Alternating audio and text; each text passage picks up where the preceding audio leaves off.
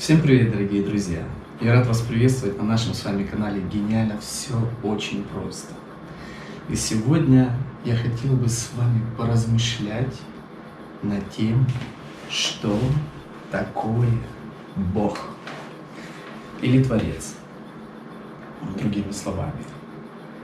Это, честно, меня всегда интересовало, потому что люди так часто употребляют это слово, но в большей мере никто не может это объяснить, что это. И хотя бы приблизительно приблизиться к этому пониманию.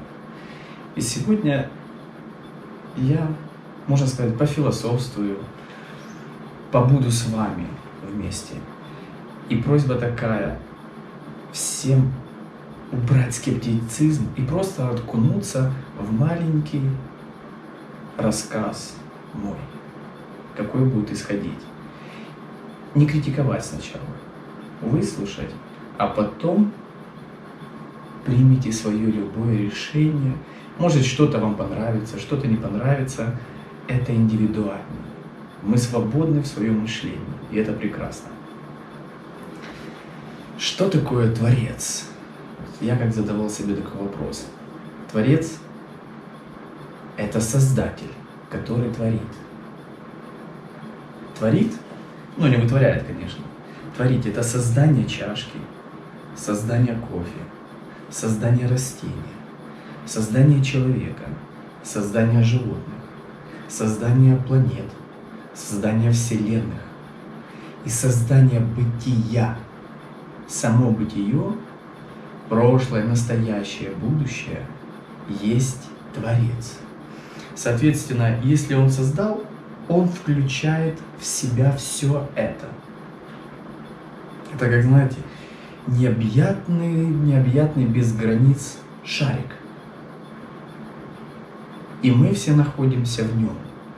Но и за шариком тоже все не кончается. Границ шарика вы не найдете. Невозможно. Это естьность и быть. И мы все пребываем в Творце. А также у нас есть у каждого возможность быть Творцом. Творцом своей жизни, Творцом своих поступков, Творцом своих желаний, Творцом создания чего-либо, чашки, кофейного напитка, телефона. Мы творцы, люди. Правда, не я, но люди придумали вот этот телефон.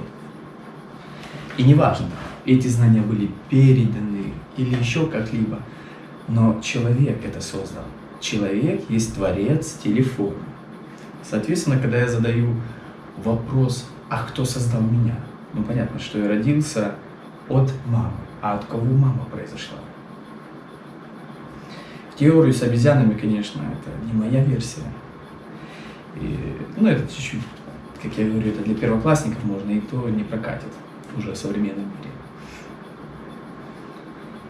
Соответственно, нас кто-то создал. Если вы посмотрите на наш мозг,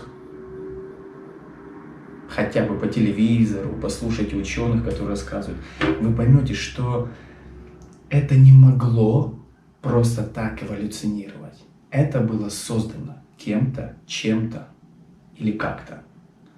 Соответственно, если мы создали телефон, телефон не может знать себя как создателя, потому что он себя не создавал. Его создал человек. Человек не знает себя как создателя, потому что его кто-то создал. Более высокие цивилизации, более высокий разум. Но сейчас у нас присутствует генная инженерия. Я думаю, для высоких ученых, которые соображают чуть-чуть что-то, это уже не секрет, и понятно давным-давно, что человек был выведен искусственным путем. Но мы не к этому идем, мы идем больше, мы к Творцу идем дальше. Творец — это быт, это бытие. Как в одном фильме говорит: бытие твое. Да, бытие наше. Мы в Творце. Соответственно, существуют определенные правила, Как познать? Если мы находимся в Творце, эта искра присутствует в нас, в каждом.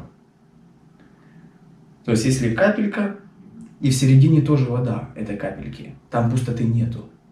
Не может образоваться того, что не состоит из воды. Если в капельке пустота, соответственно, если мы находимся в Боге, то каждый из нас есть частица самого Бога, Творца.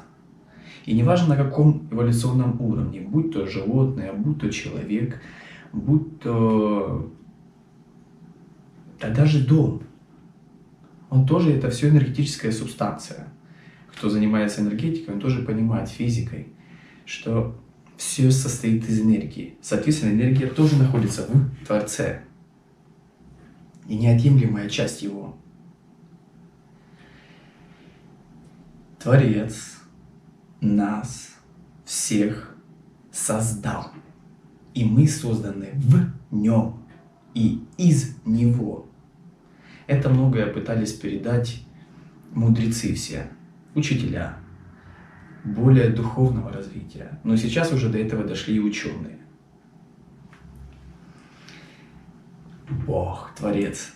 Мне всегда это завораживает, потому что это настолько необъятное, но и в то же время, когда мы рассуждаем, рассматриваем эту ситуацию, в данный момент мы рассматриваем процесс Творца, что это такое. Все называют Бог, Бог, Бог вездесущий. Бог, Творец, присущий везде. И это уже понимание наводит на то, что многие говорили притчами. Они говорили: не сделай другому плохого, чего ты не желаешь себе. Соответственно, в этой энергетической субстанции бытия Творца существуют определенные правила. Правила какие? Существуют планеты, если они не движутся, как знаете, я там иногда смотрю, говорят, Земля плоская, не плоская, это не имеет никакого значения, хоть квадратная. Смысл понимания процесса, что все движется по своим законам. И этими законами управляется, как вот управляется Вселенной, Творцом, бытием. Соответственно, это живой организм. Он не может быть мертвый, если процесс происходит. Вот лично я себя не создавал. У меня есть глубокое понимание этого. Я родился, но это уже было запрограммировано все. Это было сделано, подготовлено к этому нашему воплощению, каждого из вас и меня в том числе. Что касается телефона. Телефон не знает себя, потому что он себя не создавал. Но он может понять, точнее, он ничего не может понять. Что касается нас и нашей жизни, и Творца. И мы пребываем в Творце. Соответственно, есть законы. В обычной жизни они звучат очень-очень просто. Вот я когда разговариваю с тем или иным человеком, когда я говорю, что такой вот закон есть, закон, он настолько прост, он настолько примитивен на слух, что человек не может поверить, что это закон для всех. Он настолько прост, и думаешь, ну неужели так Вселенная, там Творец, это все настолько все просто? Да. Оно настолько просто, что человек все запутал. Точнее, он пытается узнать себя. Человек, вот смотрите, я уже есть, да? И вы уже есть. Но мы только сейчас пытаемся узнать, кто мы. Как у нас работает кровь, как у нас работает нервная система, как у нас работает мозг, как вообще все происходит. Мы только изучаем себя, но мы уже созданы. Мы изучаем себя, потому что нас кто-то создал и дал возможность познать себя как уже готовый предмет. Это так же самое, как телефон. загрузить сюда искусственную программу разумную, которая сможет познавать себя, из чего она создана, кем она управляется, кто загружает программы, какие здесь есть. Помните, как я говорил, законы. Законы здесь тоже свои алгоритмы есть. Тот или иной алгоритм, я нажимаю 1, набирается 1. И телефон по воле своей не может изменить этот алгоритм. Вот он заходит, ну, может сломаться, правда. Но он не сможет поменять алгоритм, который создал человек. Он создал телефон. Соответственно, существует определенный алгоритм действия, как программы выбираются, та или иная программа. Я нажимаю пальчиком, она запускается. Также программы заложены в нас. Что такое, знаете, духовное развитие каждого человека? Это нелегкое познание себя. Кто ты? Кем создан? Какие есть алгоритмы в тебе, чтобы ты не противоречил? Соответственно, если телефон нельзя в воду кидать, ему не надо стремиться, вот он телефон, когда будет себя изучать сам, искусственная программа, он думает, а если я упаду в воду, что со мной будет? Но я, например, как человек, который управляет этим телефоном, я его в воду кидать не буду. Потому что я заинтересован, чтобы он работал. Соответственно, нам, людям, никто не желает зла. Даже вся Вселенная, будь то высокие, высшие цивилизации, там, инопланетные, может быть, цивилизации, они желают только добра, чтобы мы узнали себя, как мы работаем, какие у нас есть законы, какие алгоритмы по отношению друг к другу, по отношению к жизни, по отношению к Вселенной. Конечно, это примитивный сказал каждый мудрец. Каждый был там пророк и современный деятель. Они все поняли, что не укради, невозможно украсть.